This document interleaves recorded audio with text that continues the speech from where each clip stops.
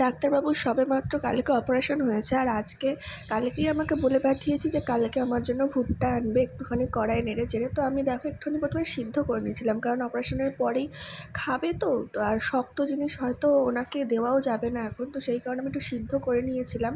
আর দেখো আজকে ভাতে ভাত করেছে মা বললো যে ভাতে ভাত খেয়েই আজকে যাব। আজকে মাও আমার সাথে যাবে দেখতে ডাক্তারবাবুকে। আমি বললাম যে যেতে হবে না, ডাক্তারবাবুকে কালকে ছুটি দিয়ে দেবে, কিন্তু মা শুনছে না, বললো না আমি একবার যাবো, আমার ভালো লাগছে না, একবার দেখতে ইচ্ছা করছে। তো আজকে মা ভাতে ভাতই করেছে। আর এখানে দেখো একটু শুকনো খোলায় নেড়ে নিয়ে একটুখানি শুধু গোলমরিচ গুঁড়ো দিয়ে নেড়েছিলাম, আর একটুখানি অল্প একদম নুন না দেওয়ার মধ্যে দিয়েছিলাম। আর মা আসা থেকে তো শুধু নিরামিষই খাওয়া হচ্ছে, মানে নিরামিষ বলতে ডাল আলু ভাতই খাওয়া হচ্ছে, ভাইকেও ভালো মন্দ কিছু খাওয়াতেই পারছি না। আর ভাইকে দেখাচ্ছি বলে দেখো শুধু লজ্জা পাচ্ছে। আর মা তো শুধু সারাক্ষণ কাজেই ব্যস্ত। এই দেখো এইগুলো হচ্ছে একদিনের কাঁচা, মানে যতদিন ছিল আমার বাড়িতে, মানে কাচাকুচি করে মানে এক শেষ, জানো তো। প্রচুর কাচাকুচি করেছে। এটা আজকের কাচাকুচি, এগুলো ভিজে আছে তাই তুলে এনেছে, আর ওগুলো মা দেখো শুকনো হয়ে গিয়েছে, গুছিয়ে রেখে দিয়েছে।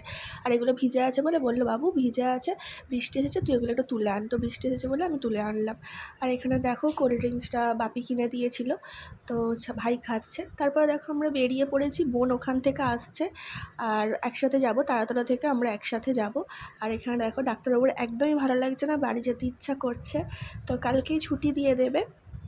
তারপরে এটা হচ্ছে দেখো রবিবারের ব্লগ। আজকে আসতে খুব প্রবলেম হয়েছে, কারণ আজকে হচ্ছে রথ ছিল, আর জৌলুস বেরিয়েছিল, তো যার জন্য আমি অনেক কষ্ট করে মানে এসেছি আর কি। গাড়ি টাড়ি একদম ছিল না, অনেক হেঁটে হেঁটে মানে গাড়ি বন্ধ এটা ওটা, মানে অনেক যাই হোক ঝড়ঝাপটা পেরিয়ে আসতে পেরেছি। তো দেখো এখন এসে বসে আছি, রবিবার বলে একদম ফাঁকা। আর বন্ধুরা আমরা কিন্তু রামনগর পর্যন্ত গাড়ি বুক করেছিলাম, মানে ওলা, কারণ নাদিয়াল পর্যন্ত কোনো ওলা বুকিং নিচ্ছিল না, তো সে কারণে রামনগর পর্যন্ত ওলায় করে এসেছি। তারপরে আমি ট্যাক্সি দেখছিলাম, কিন্তু ট্যাক্সি বলছিল আমাদের বাড়ি পর্যন্ত 500 টাকা নেবে। ওই জন্য ডাক্তারবাবু জোর করে বললো যে না চলো, আমি অটোয় করে চলে যেতে পারবো, কোনো অসুবিধা নেই। তো এই নিয়ে আর কি ডাক্তারবাবুর সাথে ইয়ার্কি করছিলাম যে দেখো পেশেন্ট কেমন অটোয় করে যাচ্ছে, আর দেখো কত সুন্দর অটোয় করে আমি নিয়ে যাচ্ছি, মানে এই অটোটাই আর কি ছিল। তো ওনাকে বললাম একটু আস্তে আস্তে যেতে, আর যেহেতু মেটিয়ারবুজে অনেক ভিড় ছিল সেই কারণে কোনো অসুবিধা হয়নি।